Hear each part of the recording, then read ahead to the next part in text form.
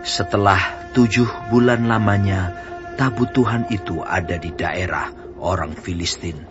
Maka orang Filistin itu memanggil para imam dan para petenung, lalu berkata kepada mereka, "Apakah yang harus kami lakukan dengan tabut Tuhan itu? Beritahukanlah kepada kami, bagaimana kami harus mengantarkannya kembali ke tempatnya."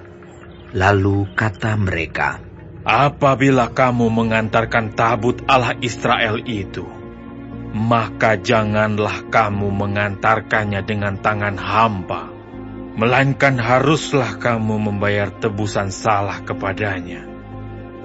Maka kamu akan menjadi sembuh, dan kamu akan mengetahui mengapa tangannya tidak undur daripadamu."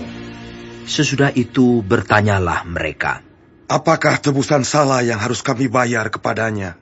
Jawab mereka, "Menurut jumlah raja-raja kota orang Filistin, 5 borok emas dan 5 tikus emas. Sebab itulah yang sama menimpa kamu sekalian dan raja-raja kotamu. Jadi, buatlah gambar borok-borokmu dan gambar tikus yang merusak tanahmu, dan sampaikanlah hormatmu kepada Allah Israel. Mungkin ia akan mengangkat daripadamu, daripada Allahmu dan daripada tanahmu, tangannya yang menekan dengan berat.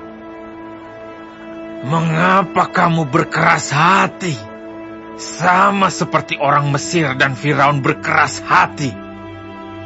Bukankah mereka membiarkan bangsa itu pergi ketika ia mempermain-mainkan mereka? Oleh sebab itu, ambillah dan siapkanlah sebuah kereta baru dengan 2 ekor lembu yang menyusui, yang belum pernah kenakuk. Pasanglah kedua lembu itu pada kereta, tetapi bawalah anak-anaknya kembali ke rumah, supaya jangan mengikutinya lagi. Kemudian, ambillah tabut Tuhan, muatkanlah itu ke atas kereta, dan letakkanlah benda-benda emas yang harus kamu bayar kepadanya sebagai tebusan salah ke dalam suatu peti di sisinya. Dan biarkanlah tabut itu pergi. Perhatikanlah, apabila tabut itu mengambil jalan ke daerahnya, ke Bet-Semes, dan jika tidak, maka kita mengetahui bahwa bukanlah tangannya yang telah menimpa kita. Kebetulan saja hal itu terjadi kepada kita." Demikianlah diperbuat orang-orang itu. Mereka mengambil 2 ekor lembu yang menyusui, dipasangnya pada kereta, tetapi anak-anaknya ditahan di rumah. Mereka meletakkan tabut Tuhan ke atas kereta, juga peti berisi tikus-tikus emas, dan gambar benjol-benjol mereka. Lembu-lembu itu langsung mengikuti jalan yang ke Bet-Semes, melalui satu jalan raya, sambil menguak dengan tidak menyimpang ke kanan atau ke kiri, sedang raja-raja kota orang Filistin itu berjalan di belakangnya sampai ke daerah Bet-Semes.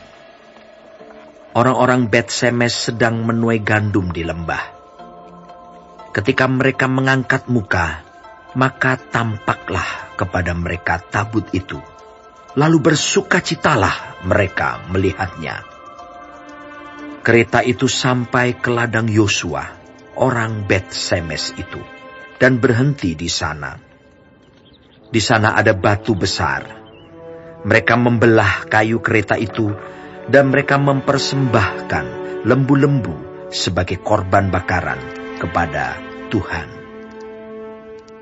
Orang-orang suku Lewi menurunkan tabut Tuhan dengan peti yang ada di sebelahnya, yang di dalamnya ada benda-benda emas itu, lalu menaruhnya di atas batu besar itu.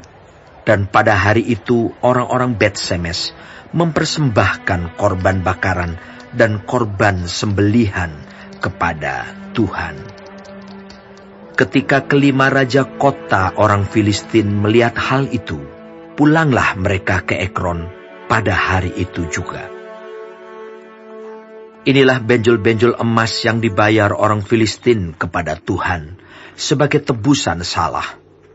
Dari Asdod 1, dari Gaza 1, dari Askelon 1, dari Gad 1, dari Ekron 1. Lagi tikus-tikus emas menurut jumlah segala kota orang Filistin kepunyaan kelima raja kota itu, baik kota-kota yang berkubu maupun dusun-dusun sekitarnya, dan batu besar yang di atasnya diletakkan mereka tabut Tuhan di ladang Yosua, orang Bet-Semes itu, adalah saksi sampai hari ini. Karena mereka melihat ke dalam tabut Tuhan, ia membunuh 70 orang dari rakyat itu.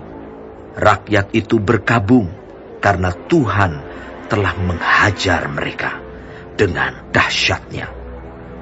Dan orang-orang Bet-Semes berkata, "Siapakah yang tahan berdiri di hadapan Tuhan, Allah yang kudus ini?